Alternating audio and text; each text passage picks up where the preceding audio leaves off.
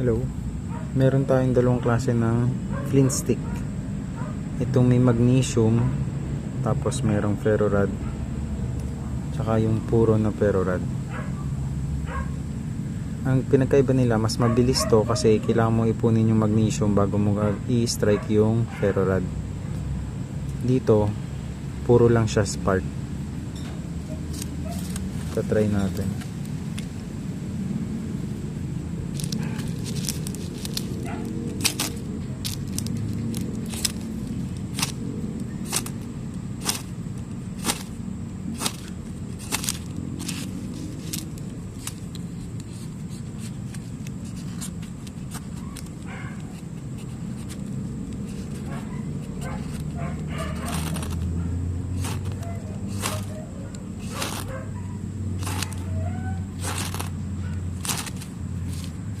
Ayan, sobrang hirap ng papo yan unless meron kayong cotton.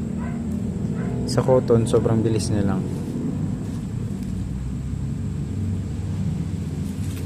o kaya may alcohol, ganun.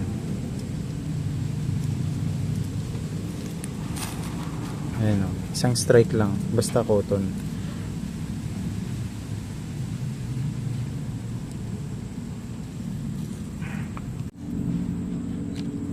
Sa magnesium flint stick naman, kailangan ipunin muna yung magnesium.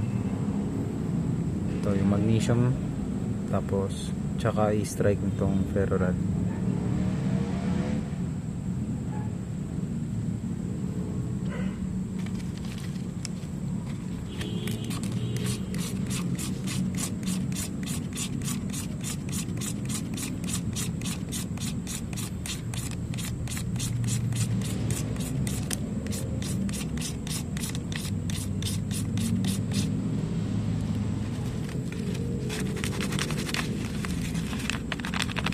Pero dapat pag ginagawa nyo to, may nakaready na kayo na yung